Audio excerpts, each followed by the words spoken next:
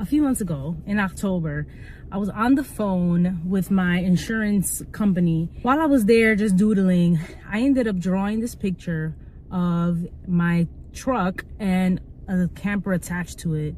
I'm like overlooking a lake. It's a bootleg doodle, but I just remember that moment because I didn't even realize I wasn't really attuned to it. I just wanted to draw something and that's what came out. Just looking at that picture filled me with peace and excitement. And I'm like, would I ever, make another trip like I did years back?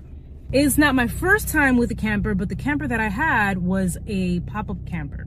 And for those of you who know me in real life, you might remember on Instagram, I would post like little snippets of that adventure. I was so tired. I was with my 4 kids when they were little.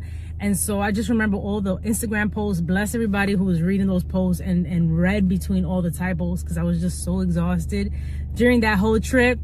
But that trip is definitely a story for another day. All those little pieces, right, kind of bring us to a trip that I had out west looking for property. But while I was here, I just felt so good. Like, other than it was warmer here, but the sun, the food, it just felt very healing for me while I kind of bounced around between California and Nevada, right? So I wanted to come back. Honestly, that's what happened. I wanted to come back.